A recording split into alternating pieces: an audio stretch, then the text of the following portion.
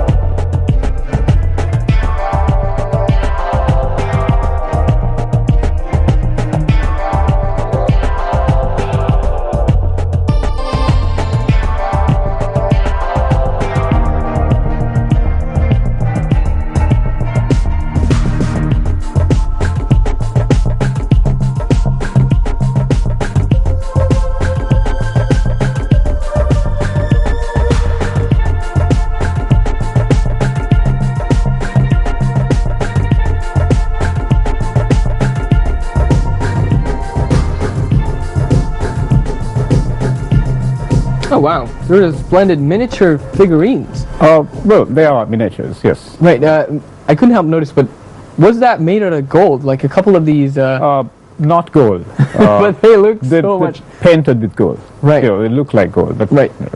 Now, I also noticed an elephant, and to be honest, I couldn't tell if this...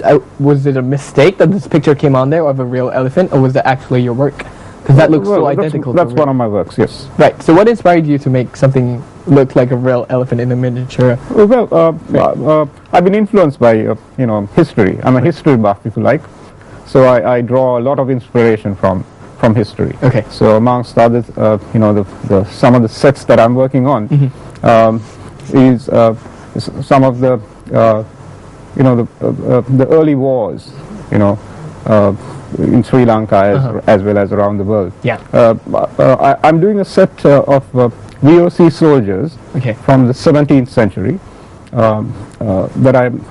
It's a project. Okay. I took part in an exhibition. Okay. In the Netherlands. It's called in Amsterdam. Okay. They had a company called the VOC. That used to trade, around this part of the world. Okay. And we call it the Dutch period. So I'm really,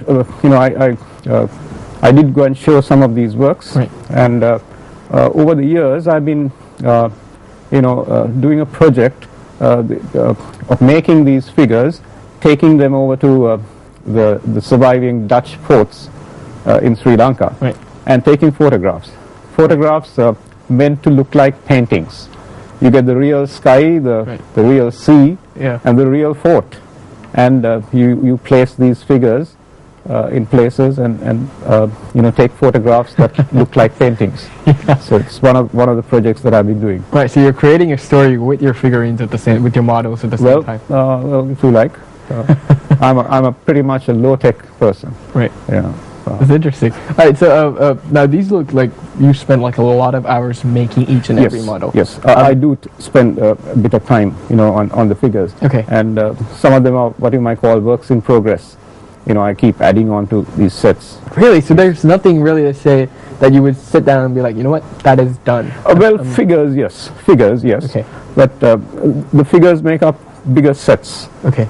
From various time periods and from various wars and stuff like that. Right. So I'm curious. Wait, how does this start? Like, for example, if you were to make a set, now a set would consist of an entire story of what's going on. Well, the figures can also be used as characters in telling a story. Okay. So it's also one of the things that I do. Make short films. Okay.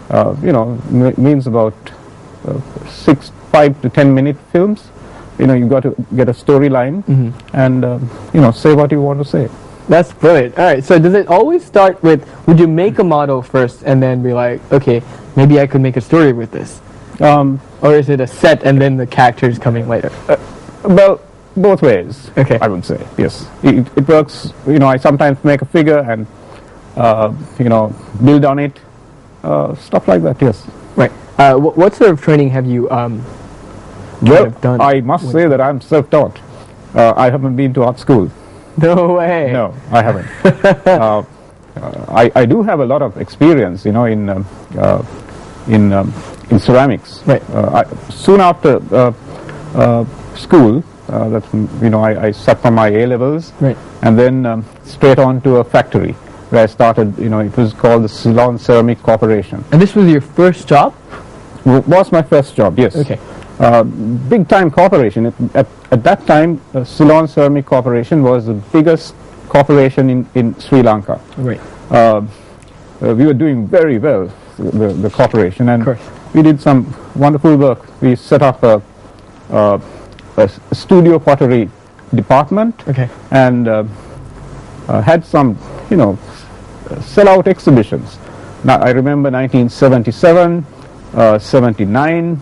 1980, and that time the Ceylon Ceramics showroom down Gall Road was the tallest building around. Oh wow! Yeah, so this was say in the mid 70s. Right.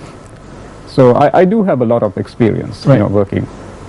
I've also done some work for the Department of Small Industries. Okay. And so I've gained a lot of experience, I would say. Of course.